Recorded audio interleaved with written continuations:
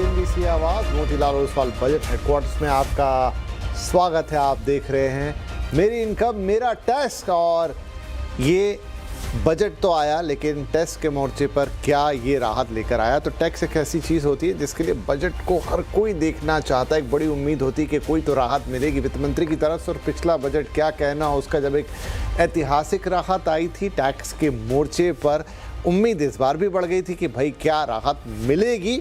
वैसी कोई राहत तो नहीं आई है, उल्टा कुछ ये हुआ है कि एसटीटी बढ़ता हुआ नजर आया। तो ये एक बड़ी हाईलाइट रही आज के बजट की। और इसके अलावा टैक्स के मोर्चे पर क्या हुआ है और उसके क्या इम्प्लीकेशंस होंगे, छोटी छोटी बातें होती है टैक्स, क्योंकि एक महीन सब्जेक्ट, एक कॉम्प्लेक्स सब्जेक्ट भी है और इसे एक्सपर्ट के साथ समझना बेहद ज़रूरी होता है। इसीलिए आज मेरी इनकम मेरा टैक्स में हमारे दो खास मेहमान हैं, इकोनॉमिस्ट और टैक्स एक्सपर्ट शरद कोहली साहब, और साथ ही हैं टैक्स एक्सपर्ट गौरी चड्ढा। आप दोनों का बहुत बहुत स्वागत है। तो जैसा मैंने एक भूमिका बनाई कि उम्मीद तो बहुत होती है जब बजट आता है तो टैक्स पे खास तौर पर, लेकिन हर बार उम्मीदें पूरी हो ऐसा ज़रूरी नहीं है। तो सबसे पहले तो मैं आप दोनों से आज के इस बजट पे एक ओवरऑल रिव्यू ही लेता हूं, फिर अब धीरे धीरे टैक्स में अंदर जाएंगे और देखेंगे कि जो कुछ टैक्स के मोर्चे पे अनाउंसमेंट हुए हैं उनके मायने क्या हैं। तो शरद जी, ओवरऑल आपको बजट कैसा लगा? ओवरऑल बजट थोड़ा सा डिफरेंट है विपिन। डिफरेंट इसलिए है कि इस बजट के दो पहलू हैं। एक इसका मैक्रो लेवल पहलू है जहां फिस्कल डिसिप्लिन है, फिस्कल डेफिसिट है, डेट टू जीडीपी रेशियो की बात है, और कैपिटल एक्सपेंडिचर केपेक्स की बात है 12,20,000 करोड़ का जो है। एक इसका वो पहलू है जो कि फिस्कल डिसिप्लिन बताता है। दूसरा पहलू इसका मुझे टारगेटेड लगता है। 10,000 गाइड्स बनाना, 15,000 डिस्ट्रिक्ट्स में हॉस्टल्स खोल देना गर्ल एजुकेशन के लिए, और रेयर अर्थ मिनरल का कॉरिडोर बनाना, 7 नई ट्रेन कॉरिडोर्स बनाना।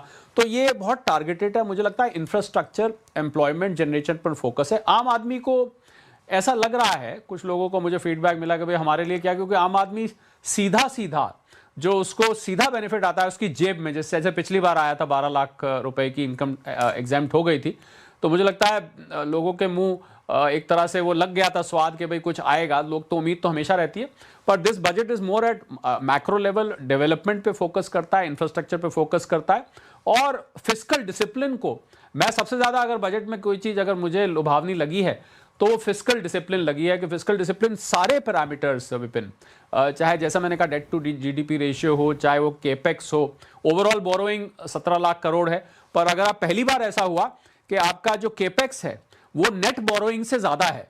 केपेक्स है आपका 12,20,000, हमारी नेट बोरोइंग 11,70,000 के आसपास है। ऐसा बहुत अक्सर होता नहीं है। अच्छा तो ये होता है कि टोटल बोरोइंग भी हमारी जो है वो इससे नीचे होती। मुझे लगता है वो भी दिन कभी आएगा। तो मेरे लिए 56% डेट टू जीडीपी रेशियो, देखिए अमेरिका जो अपने आप को दुनिया की सबसे बड़ी इकोनॉमी कहता है, 130% debt to GDP ratio, 39 trillion dollar का उनके वो उधार है, 30 ट्रिलियन डॉलर की वो इकोनॉमी है। तो मुझे लग रहा है फिस्कल डिसिप्लिन ने मुझे इस बजट में सबसे ज्यादा अट्रैक्ट किया। बाकी जो स्कीम्स हैं वो सारी जो उसके लाभार्थी हैं, मुझे लगता है उन सबको धीरे धीरे उसका बेनिफिट पहुंचेगा। सीधा कैश बेनिफिट आपकी जेब में भले ही ना आ रहा हो, but overall I think no two budgets are alike, each budget is unique. हर बजट अपने आप में एक अलग किस्म का होता है। तो this is a different budget. थोड़ा हटके था, बाकी शरद सर ने एक्सप्लेन किया। गौरी मैम, आपका क्या इंप्रेशन रहा बजट को लेकर? पॉइंट ऑफ व्यू से इस बजट को देखूं तो क्योंकि पिछले साल इतने बड़े बड़े चेंजेस किए गए थे और डायरेक्टली टैक्स पेयर्स को काफ़ी बेनिफिट हुआ था, स्लैब रेट्स में काफ़ी चेंजेस किए गए थे, कम किए थे स्लैब रेट्स, टैक्स रिबेट जो मिलती है 87A में उसको बढ़ा के सीधा 12 लाख कर दिया था। ये बहुत बड़े चेंजेस थे जो डायरेक्टली टैक्स पेयर्स के जेब में पैसा डालने वाले चेंजेस थे जो लास्ट ईयर ही किए गए थे। इस साल हमें उम्मीद ही नहीं थी कि ऐसा कोई बड़ा बदलाव किया जाएगा, क्योंकि हर साल सरकार इतने बड़े बड़े चेंजेस नहीं कर सकती है। इस साल अच्छी बात ये हुई है, और जिसकी उम्मीद भी थी, कि प्रोसीजरल चेंजेस बहुत सारे हुए हैं। टैक्स पेयर्स के लिए रिटर्न फाइलिंग आसान करना, टैक्स फाइल करने के बाद जो फॉर्म्स हैं उनको आसान करना, टैक्स फाइलिंग के बाद की प्रोसेस को आसान करना, वो बहुत अच्छे से सरकार ने इस बार डील किया है। इसमें 2-3 बहुत अच्छे चेंजेस जो मुझे पर्सनल लेवल पे लगे हैं।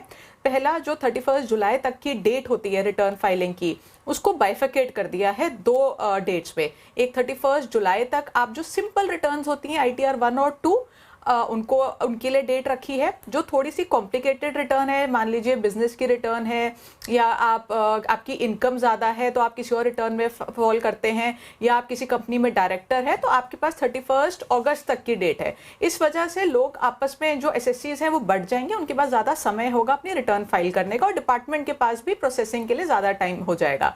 इसी के साथ साथ रिवाइज रिटर्न के लिए जो डेट बढ़ाई है, जो 31 मार्च तक का अब ऑप्शन दोबारा वापस आया है, हालांकि नॉमिनल फी के साथ आया है, but it is a welcome step कि ये दोबारा ये ऑप्शन दिया गया। अगर आपसे कोई भूल चूक हो गई है तो आप उसको रेक्टिफाई कर सकते हैं एक नॉमिनल अमाउंट पे करके। ये कुछ चेंजेस हैं जो मुझे लगता है बहुत अच्छे चेंजेस हैं, और आने वाले समय में अगर ऐसे चेंजेस होके रिटर्न फाइलिंग आसान कर दी जाए तो ज़्यादा से ज़्यादा लोग टैक्स भी भरेंगे और रिटर्न भी फाइल करेंगे। जी बढ़िया है। तो सही बात है, हर बजट से एक बड़ी उम्मीद हम नहीं लगा सकते, लेकिन क्या करें कि दिल मांगे मोर, हमेशा कुछ ना कुछ उम्मीदें तो रहती हैं। लेकिन पिछली बार के लिए कहा गया कि वहीं काफ़ी फ्रंट लोडिंग कर दी गई थी, तो इस बार शायद ना हो, और हुई भी नहीं। लेकिन जो हुआ अब उस पर आते हैं। तो शरद सर, जिसकी सबसे ज़्यादा चर्चा रही आज बजट के दौरान वो था एफएनओ पर जो एसटीटी बढ़ाया गया, और उसके बाद मार्केट में एक शार्प रिएक्शन भी हमने देखा। तो अब जो ये बढ़ोतरी है फ्यूचर्स पर करीब 150% की और ऑप्शंस पर करीब 50% की, एक्चुअल में ये कितनी बड़ी बढ़ोतरी है? मतलब अगर एक आम व्यक्ति समझे तो ज़्यादा समझ में नहीं आएगा उसको कि 0.02% से 0.05 which is in terms of percentage 150% हो जाता है। लेकिन जो बड़ी डील्स करते हैं या जो ज़्यादा बड़ा ट्रांजैक्शन करते हैं उनके लिए कितना बड़ा झटका है? मुझे लगता है पान मसाले के पैकेट पे विपिन लिखा होता है ना कि आपकी सेहत के लिए हानिकारक है, या सिगरेट के पैकेट पे लिखा होता है that this causes cancer whatever, पर उसको सिगरेट को बैन नहीं किया जाता है। सिगरेट आप फिर भी पीते हैं, पान मसाला आप फिर भी खरीदते हैं, सरकार बैन नहीं करती, आपको एक वार्निंग दे देती है। तो मुझे लग रहा है इसको एक स्टैट्यूटरी वार्निंग की तरह इस कदम को देखना चाहिए कि ये सिर्फ डिटर करने का एक तरीका है। सेबी का रिकॉर्ड आया था, आपको पता है, डेटा आया था कि 10 में से 9 लोग इसमें पैसा गंवाते हैं, और शायद सीएनबीसी आवाज के तो सभी दर्शक इस बात को जानते हैं कि कौन लोग पैसा कमाते हैं। जो छोटे इन्वेस्टर्स होते हैं, 10,000, 20,000, 30,000, 50,000 जो लोग लगाते हैं, और कौन लोग, वो 10% आखिर हैं कौन जो कमाते हैं? वो या तो बड़े इंस्टीट्यूशंस हैं, या वो लोग हैं जिनके पास एल्गो के बड़े टूल्स हैं, जिनके पास एडवांस्ड टूल्स हैं उसको लगाने के, वो लोग पैसा कमा जाते हैं। बाकी सब लोग इसमें पैसा दे के जाते हैं। तो मुझे लग रहा है कि इससे बहुत ज़्यादा ओवर रिएक्ट मार्केट ने थोड़ा सा किया। मैं क्षमा मांगते हुए ये कहूंगा कि मार्केट को इतना ज़्यादा रिएक्शन, ऐसा लग रहा था जैसे मार्केट में खाली F&O ही होता है, ऐसा लग रहा था, कैश सेगमेंट है ही नहीं। आज मुझे देख के लग रहा था कि भाई F&O के लिए इतना बड़ा रिएक्शन किस लिए? तो सरकार डेटर करना चाहती है, और सेबी ने पहले ही वार्न किया हुआ है, F&O में आप कम से कम जाइए, खून पसीने की कमाई है, मेहनत की कमाई है, आप इन्वेस्टर बन के आइए, लंबे वक्त के लिए रखिए। 1 घंटे के लिए, आपको पता है ऑप्शंस में 1 घंटे में किसी ने 30,000 लगाया, 1 घंटे में वो 60,000 भी हो सकते हैं, और आधे घंटे में वो गायब भी हो सकते हैं, पैसे जीरो भी हो सकते हैं। तो इसलिए बहुत ही, और सेलिंग तो और ज्यादा रिस्की है। तो मुझे लग रहा है कि ये डेटर करने का बहुत ज्यादा इससे फर्क पड़ने वाला है नहीं। जैसे जैसे मार्केट को समझ में आएगा, और जो कैश के ट्रेडर्स हैं, इन्वेस्टर्स हैं, उनको लगेगा भाई और भी तो गम में जमाने में खाली ये थोड़ी ना है कि हमने F&O को देख के और अपना शेयर मार्केट से दूरी बना ली। जिस तरीके से मार्केट आज गिरी है, मुझे लग रहा है मार्केट को वो जो 17 लाख करोड़ की टोटल बोरोइंग थी, वो भी शायद मार्केट को थोड़ी सी ज्यादा लगी कि भाई इतनी ज्यादा बोरोइंग हो रही है। मार्केट ने नेट बोरोइंग 11,70,000 करोड़ की थी, पर वो जो ग्रॉस बोरोइंग थी उसने भी थोड़ा सा मार्केट को वो उदास किया, पर ओवरऑल F&O ने किया। मुझे लग रहा है it is a bit of an over reaction, market oversold है। और कल आपको अगर डोनाल्ड ट्रंप साहब के कुछ और टेंट्रम्स नहीं आए तो मार्केट आपको कल यहां से रिकवर होती दिखेगी। बहुत थोड़ा देखिए, 50%, 150% सुनने में बड़ी फिगर लगती है, पर ये ना भूलें हम एसटीटी ओवरऑल कितना बहुत थोड़ा सा एलिमेंट होता है। अच्छा, मैं ये पूछना चाहूंगा, जो छोटे निवेशक हैं, क्या वो बहुत सारे ऐसे लोग हैं जो एसटीटी को देखते तक नहीं है कितना है? उनको पता है भाई चार्जेस लगने हैं, कुछ ब्रोकरेज लगनी है, वो लगनी है। आज बढ़ा तो अब आप उस पर नजर डालने लगेंगे, वरना होती नहीं। और जो F&O लोग कमाते हैं ना विपिन, वो कमाते हैं तो बड़ा कमाते हैं, छोटा नहीं कमाते हैं। उनकी सेहत पे वैसे ही नहीं कोई फर्क पड़ने वाला। अब सवाल यह है कि जो लोग लॉस करते हैं, मुझसे अभी कोई पूछ रहा था कि भाई लॉस करते हैं, उनका लॉस और बढ़ गया। एक ना गांव में कहावत होती है कि जहां सत्यानाश मसवा सत्यानाश, अरे भाई जहां इतना गवाया वहां पर 200 रुपए 50 रुपए जो आए वो और सही। तो मुझे लग रहा है it is an attempt to deter and I don't see why market is over reacting because of this. Right, तो क्योंकि आज के बजट की सबसे बड़ी प्रमुख घटना थी और बीइंग ए बिजनेस चैनल, जैसा मैंने कहा, मार्केट में एक शार्प रिएक्शन भी उसकी आई। तो गौरी मैम, आपकी भी राय इस पर बनती है? ओवरऑल एक एक्सप्लेनेशन तो इसका दिया यहाँ पर शरद सर ने, और गवर्नमेंट ने भी यही कहा अपने एक्सप्लेनेशन में कि हम मतलब इसको थोड़ा डिस्करेज करना चाहते हैं, इसीलिए हम इसे लेकर आए। मुझे तो इस बार लग रहा था कि संडे बजट अनाउंस हो रहा है और मार्केट खुली है, इसका मतलब शायद कोई खुशखबरी आने वाली है मार्केट के लिए, लेकिन ये उल्टा हो गया कि ऐसी खबर आई जिसकी वजह से मार्केट इतना ज़्यादा डाउनफॉल मार्केट में देखने को मिला। एसटीटी का, जैसे मिस्टर कोहली ने कहा, मेरा भी एग्जैक्टली सेम व्यू है कि ऐसा आज लग रहा था मार्केट में कि सब एफएनओ ही करते हैं, बाकी कोई इन्वेस्टर ही नहीं है। ऐसा बिल्कुल भी नहीं है। एफएनओ का के जो लोग हैं जो इन्वेस्ट करते हैं वो बहुत कम है और ओवर द इयर्स वो कम ही होते जा रहे हैं, क्योंकि सरकार धीरे धीरे एफएनओ को बता रही है कि ये कितना रिस्की है। डेटा रिलीज करती है कि 10 में से 9 लोग लॉस इनकर करते हैं, तो लोग धीरे धीरे एफएनओ से भाग रहे हैं, दूर भाग रहे हैं। अब एसटीटी के बाद, जैसा मिस्टर कोहली ने कहा, जिनको करना है उनको करना ही है। मुझे भी नहीं लगता कि कोई भी फर्क पड़ने वाला है। आप एसटीटी थोड़ा सा बढ़ा भी लेंगे, वो उस रेट को देखते भी नहीं है। तो कितना इम्पैक्ट होगा ये आने वाले समय पे पता लगेगा, लेकिन आज स्टॉक मार्केट के इम्पैक्ट से तो ऐसा ही लग रहा था कि सब एफएनओ से ही करना चाहते हैं ट्रेडिंग और उसी से पैसा कमाना चाहते हैं। राइट, लेकिन चलिए, जो हुआ हुआ और एक्सप्लेनेशन आ ही गया है कि ये एक थोड़ी सी दूरी बनाने के लिए था, क्योंकि सरकार समझती है कि इसमें ज़्यादा लोगों का नुकसान होता है। और जैसे शरद जी ने भी कहा, आपने भी कहा कि छोटे इन्वेस्टर खास तौर पे उनके हाथ जलते हैं तो वो बड़ी तकलीफ होती है, और उसी को शायद हतोत्साहित करने के लिए, थोड़ा और दूरी बढ़ाने के लिए उन्होंने ये कहा कि चलिए इस पर थोड़ा सा टैक्स हम और बढ़ा देते हैं ताकि लोग इससे थोड़ा दूरी ही बना के रखें। लेकिन ऐसा नहीं है कि सब कुछ खराब ही खराब हुआ। वो तो मार्केट में एक शार्प रिएक्शन आया तो हमने इसकी इतनी बात की। जो कुछ अच्छा हुआ है उसमें टैक्स के मोर्चे पर एक है, शरद सर, की विदेश यात्रा और पढ़ाई अब सस्ती होगी। क्यों होगी? क्योंकि यहाँ टीसीएस जो है वो 5% से घटाकर 2% कर दिया गया है। इसके क्या मायने हुए? कैसे इससे सब कुछ सस्ता होगा? देखिए, इससे जो आपका कैश ब्लॉक हो जाता था विपिन, जब आप पेमेंट करते थे, टीसीएस क्या होता है? टैक्स कलेक्टेबल एट सोर्स है। तो कलेक्टेड एट सोर्स का मतलब होता है कि वो एक सरकार उस ट्रांजैक्शन को ट्रैक करना चाहती है। मैं ये बताना चाहूँगा यहाँ पर, और जो लोग टीसीएस गाड़ी परचेस पे 10 लाख से ऊपर की गाड़ी पे देते हैं, किसी भी चीज़ पे देते हैं, वो अल्टीमेटली आपके अकाउंट में ही रहता है, अकाउंट में आपके क्रेडिट हो जाता है। वो केवल ट्रांजैक्शन को ट्रैक करने के लिए दिया जाता है। तो उससे क्या होता था कि लोगों का पैसा ब्लॉक हो जाता था। जब तक आप रिटर्न, आपने मान लीजिए अप्रैल में ट्रांजैक्शन कर दिया, या कोई अप्रैल में गया, अप्रैल में टीसीएस जमा करा दिया, अब अगले साल जब आप रिटर्न फाइल करेंगे तब जाके कहीं वो पैसा आपको क्रेडिट मिलेगा या आप रिफंड लेंगे, जो भी करेंगे, तो उसका अब आपका पैसा ब्लॉक कम होगा। इसको हमको इस तरीके से देखना चाहिए कि आपको बहुत ज़्यादा कैपिटल अपनी ब्लॉक नहीं करनी पड़ेगी। कोई इसमें सस्ता महंगा वाली इतनी बात नहीं है, क्योंकि ओवरऑल जो आपकी कॉस्ट है विपिन, वो उतनी की उतनी रहती है। Tax collected at source simply credit होता है and then it is ultimately given you as a credit and either it is refunded और it is adjusted in your total tax. तो इसलिए इसमें महंगा सस्ता नहीं है, आउटफ्लो आपका कम हो जाएगा। एक बड़ी अमेंडमेंट और आई है जिसकी तरफ लोगों का ध्यान नहीं गया, आपकी इजाजत हो तो मैं उसका जिक्र कर दूं। हाँ जी, जरूर सर।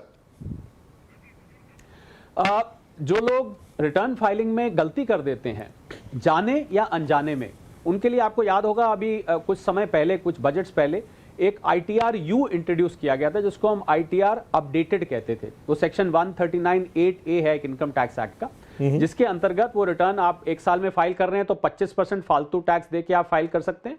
2 साल बाद कर रहे हैं 50, उसके बाद 60, उसमें अब पिछले साल उसको थोड़ा बढ़ाया भी गया था। मुझे लगता है इसमें दिक्कत ये थी कि बहुत सारे लोग इसका फायदा उठाना चाहते थे, पर उनका मैटर अगर असेसमेंट हो चुकी होती थी तो फिर ये वो फायदा नहीं उठा पाते थे। अब इसमें ये खामी थी। बहुत सारे मुझे लोग मिले जो कहते हैं ये लाया तो है पर असेसमेंट तो पहले हो जाती है। अब अगर आपकी असेसमेंट हो भी गई है तब भी आप इसका लाभ उठा सकते हैं। ये एक बड़ा बदलाव किया गया क्योंकि इसमें बहुत सारे लोगों ने इस सेक्शन में विपिन रिटर्न फाइल करी और बहुत सारे लोगों ने वो जो बाद में पेनल्टी लगती है और बाद में जो डिपार्टमेंट आपके पास आ गया तो ज़्यादा टैक्स जाएगा, उन सब झंझटों से बचने के लिए इसको लाया गया था। तो in the spirit of section 139(8)A इसमें अब बदलाव कर दिया गया है कि अब आपकी असेसमेंट हो भी गई है तब भी आप सेक्शन 139A का लाभ उठा सकते हैं। आप अपनी अपनी जो अपडेटेड रिटर्न, इसका फॉर्म भी अलग है विपिन, इसका ITR U फॉर्म है, U फॉर अपडेटेड। तो ये एक बदलाव इसमें किया गया जो बहुत सारे लोगों को शायद नोटिस में नहीं आया होगा। ओके, तो चलिए आपने एक्सप्लेन कर दिया और यहाँ पर निकला पूरा जो ये नया इनकम टैक्स एक्ट है जो कि 1 अप्रैल 2026 से लागू होगा, उसका भी उन्होंने जिक्र किया। गौरी, इसमें और कोई बातें हैं जो टैक्स पेयर को जान लेनी चाहिए?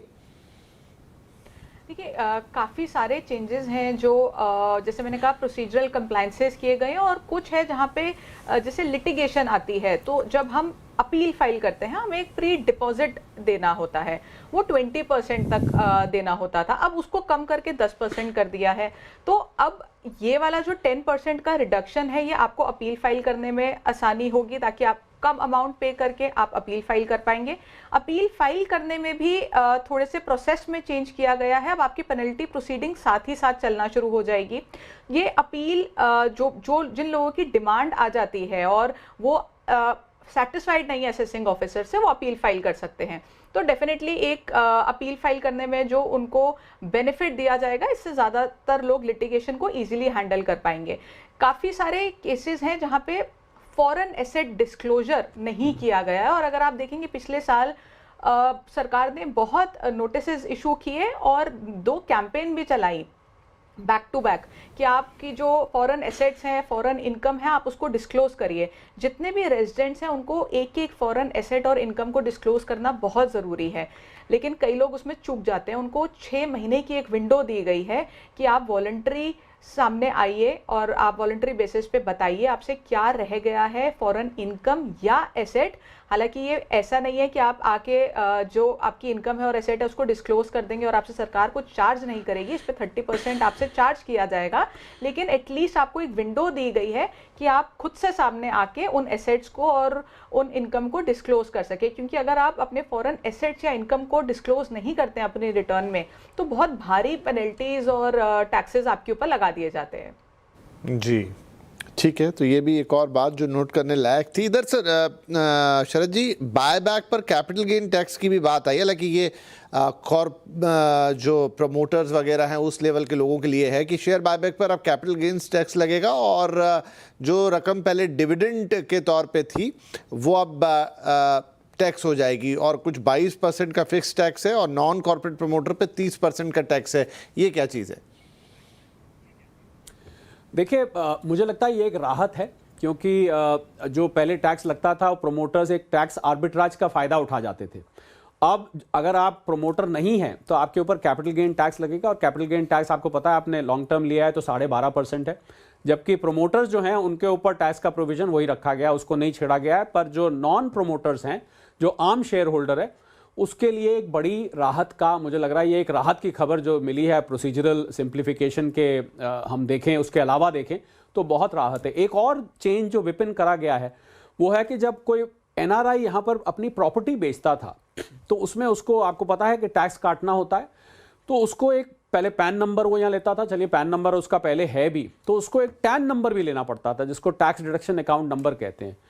अब इसको सिंप्लीफाई करते हुए बहुत परेशानी होती थी उन लोगों को, पहले पैन लो फिर टैन लो, किसी प्रोफेशनल को हायर करो, फिर ये दो वो दो। अब मुझे लग रहा है कि उसको सिंप्लीफाई करके सिर्फ पैन नंबर काफ़ी रहेगा, आपको टैन नंबर लेने की जरूरत नहीं है। जो लोग NRI भारत में उनकी प्रॉपर्टी है वो बेचना चाहते हैं तो उनके लिए बहुत बड़ी राहत की खबर है। और विपिन, आपने एक बड़ा टैक्स का रिलीफ की तो हमने बात की नहीं, कहीं गलती से वो रह ना जाए, इसलिए मैं भूल भी ना जाऊं, इसका मैं उसका अभी जिक्र करना चाहूँगा।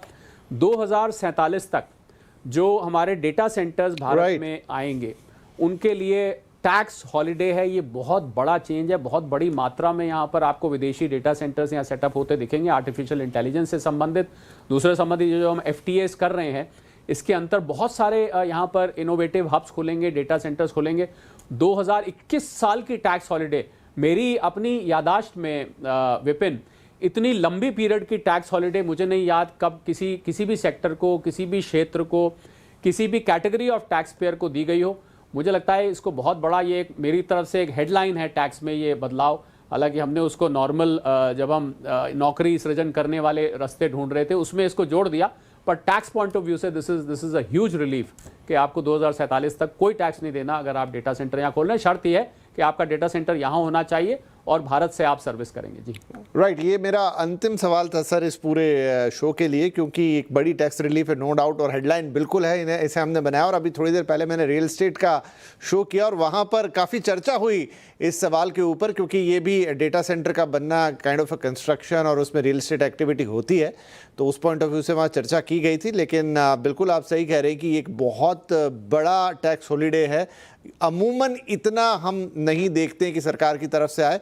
गौरी, क्या लगता है कि जिस तरह की इकोनॉमी हम यहाँ से बिल्ड करना चाहते हैं, जिस तरह की कैपेबिलिटीज़ आप इंडिया में बनाना चाहते हैं, सेमीकंडक्टर पे इतना काम हो रहा है, हम इसे एक मैन्युफैक्चरिंग हब बनाना चाहते हैं, इनफैक्ट अब तो एक AI हब भी बनाना चाहते हैं, उसी दिशा में ये डेटा सेंटर वाला कदम है। इससे कितना फ़ायदा लॉन्ग टर्म में हमारी इकोनॉमी को होगा? बिल्कुल विपिन, देखिए जितना सरकार AI डेटा सेंटर्स इस पे पैसा खर्च करेगी, डेफिनेटली हमारे इकोनॉमी को उसका फ़ायदा होगा। और इस टाइम पे मुझे लगता है this is the need of the hour, because बाकी देश बहुत ज़्यादा फोकस कर रहे हैं AI पे और डेटा सेंटर्स पे, और शायद हमारा देश कहीं ना कहीं इसमें थोड़ा सा पीछे रह गया था। उस जो इस साल का जो बजट अनाउंस हुआ है, अगर हम देखें तो टैक्स प्रोविजंस में इतने चेंजेस नहीं किए गए हैं और फोकस सरकार का यहाँ रहा है, तो डेफिनेटली मुझे लगता है कि ये अगेन एक वेलकम स्टेप है और आने वाले समय में हम इसका जो इम्पैक्ट है वो इकोनॉमी पे देखेंगे। कई बार ऐसा होता है कि वित्त मंत्री बहुत सारी चीज़ें बजट में एक्सप्लेन भी नहीं करती हैं, या एक सिंगल लाइन टच में उसको निकाल देती हैं, बाद में वो हमें पता चलती है, या जब डिटेल में जाते हैं तो कुछ टैक्स से जुड़ी ऐसी चीज़ें जिन पर ध्यान ना गया हो बजट भाषण के दौरान, या मैम ने एक दो लाइन में बताई और उसकी इतनी चर्चा ना हुई हो। बिल्कुल है, और ये हमारे आपको जो टैक्स गुरु शो आप करते हैं, हम लोग भी उसका भाग होते हैं कई दफ़े।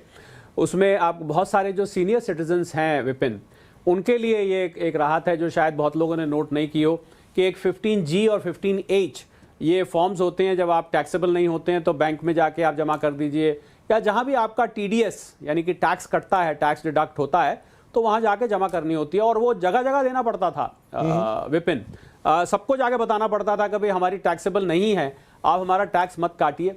अब नया कानून जो बनाया गया है, जो अमेंडमेंट आई है, उसके हिसाब से अगर खाली आप डिपॉजिटरी को जाके 15G और 15H दे देते हैं तो आपने समझिए पेड़ की जड़ में पानी डाल दिया, अपने आप उसकी शाखाओं में वो पहुंच जाएगा। आपको जगह जगह जाके 15G, मुझे लग रहा है ये हमारे जो वरिष्ठ नागरिक हैं, सीनियर सिटीजन्स हैं, उनके लिए ये बदलाव किया गया है और ये बहुत ही कन्वीनियंट होने वाला है, क्योंकि बहुत सारे सवाल आते थे टैक्स गुरु में, 15G हमने नहीं दिया, लेट दिया, यहाँ पर दे पाए, जगह जगह जाके नहीं दे पाए।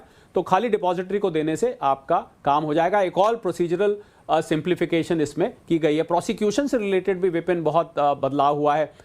जो जेल अब 2 साल पे लिमिट हो गई है। कुछ प्रोविजंस ऐसे थे जहां पर प्रोसिक्यूशन 2 साल से ज़्यादा की जेल की थी। अब मैं ज़्यादा नेगेटिव बात नहीं करना चाहता कि क्यों जेल होती थी इस समय, पर राहत की बात यह है कि 2 साल से ऊपर अब जेल नहीं जाना पड़ेगा। इसका ये मतलब नहीं है कि आप उसमें आप ऑफेंड करना शुरू कर दें या उस ऑफेंस को करना शुरू कर दें।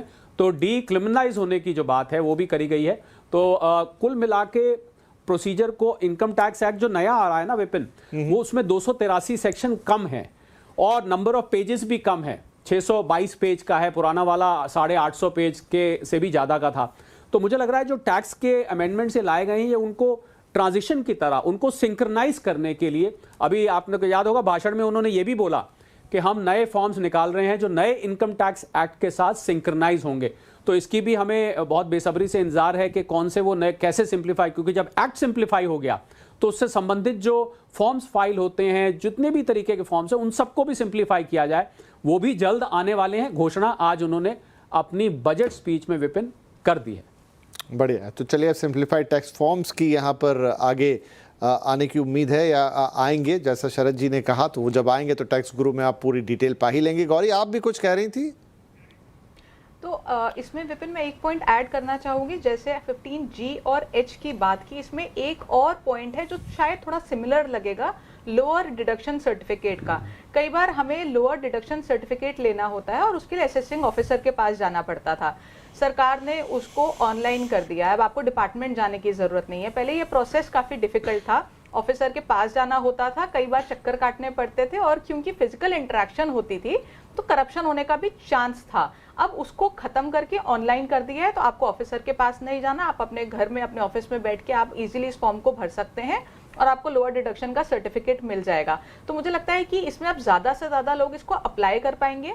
पहले कई लोग ये सोच के अप्लाई नहीं करते थे कि ऑफिसर के पास जाना पड़ेगा, कई चक्कर काटने पड़ेंगे, खर्चा भी हो सकता है, तो इसको हम अप्लाई ही नहीं करते, हम बाद में रिफंड ले लेंगे। अब ये अपनी कन्वीनियंस पे आप इसको फाइल कर सकते हैं, ऑनलाइन ही फाइल करेंगे, ऑनलाइन अप्रूवल आ जाएगा।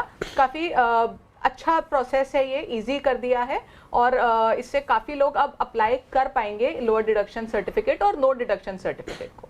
चलिए, तो कुछ छोटी छोटी चीज़ें हैं जो बजट में हैं जो आपकी लाइफ को थोड़ी और सिंपल बनाएंगी, थोड़ी सिंप्लीफाइड कर दी गई हैं, और ये जानना ज़रूरी था जो हमारे दोनों ही एक्सपर्ट बता रहे हैं। आप क्विकली सब समय मेरा समाप्त हो गया, लेकिन शरद जी एक छोटा सा सवाल, और वो ये कि बहुत आशंकाएं थी कि जो पुरानी टैक्स रिजीम है वो बंद हो जाएगी, लेकिन लोगों के लिए राहत की ऐसा कोई ऐलान नहीं आया। नहीं, मुझे व्यक्तिगत तौर पे बिल्कुल भी उम्मीद नहीं थी, क्योंकि पुरानी टैक्स रिजीम जब स्वाभाविक उसकी मृत्यु हो रही है और वो बुजुर्ग होके अपने अपने धाम को प्राप्त हो जाएगी, तो उसे ज़बरदस्ती मारने की ज़रूरत ही नहीं है। मुझे लग रहा है इस साल 75% लोग मेरे अनुमान से नई रिजीम में स्वतः आ जाएंगे, अपने आप आ जाएंगे, क्योंकि वो लुभावनी हो जाएगी। तो I think it will die its own death. उसको ख़त्म करने की ज़रूरत ही नहीं है। कुछ लोग हैं 25% जो अभी भी उसका लाभ उठाते हैं, जिनके पास हाउसिंग लोन डिडक्शन वगैरह है या चैप्टर 6A की डिडक्शन लेते हैं, और उसको बिल्कुल हटाने की जरूरत नहीं। असल में दिक्कत क्या है कि कुछ लोगों ने लंबी 15-20 साल की इंश्योरेंस पॉलिसीज, PPF, NSC ले रखी हैं, हाउसिंग लोन 20-20 साल के ले रखे हैं, तो इसलिए उसको मुझे बिल्कुल भी नहीं लग रहा था कि इसको समाप्त किया जाएगा। कुछ लोगों को ऐसा लग रहा था, पर पर्सनली मेरे लिए कोई सरप्राइज नहीं है कि नहीं हो, ना ये होगी। चलिए, तो ये शरद जी बता रहे कि ना हुई और आगे भी होने की उम्मीद नहीं है, तो जो लोगों के मन में आशंकाएं आती हैं कि शायद ख़त्म हो जाता, शिफ्ट कर देते, ऐसा होता वैसा होता, लोन्स का क्या होता, फिलहाल ना ऐसा हुआ है और आगे भी उम्मीद नहीं है। लेकिन इस बजट में छोटी छोटी बहुत सारी बातें हुई जो हमारे दोनों ही टैक्स एक्सपर्ट ने अभी बताई। बाकी STT और उसकी चर्चा हमने कर ली कि क्यों वो स्टेप उठाया गया। हाँ, इस साल कोई डायरेक्ट टैक्स बेनिफिट सीधा सीधा नहीं आया, लेकिन हर साल आए ये उम्मीद भी थोड़ी बेमानी हो जाती है। नेक्स्ट ईयर फिर इंतज़ार करेंगे, लेकिन इस साल की सारी चीज़ें अभी डिकोड हुई, और आने वाले वक्त में जो और चीज़ें आती रहेंगी, जैसे वो सिंप्लीफाइड फॉर्म्स की बात की शरद जी ने, उनको टैक्स गुरु के एपिसोड में तो आप देखेंगे ही, और हमारे दोनों ही एक्सपर्ट से जानते ही रहेंगे। बहुत बहुत धन्यवाद शरद जी और गौरी मैम, आप दोनों का ही ये सारी बातें हमारे दर्शकों को बताने के लिए। नमस्कार।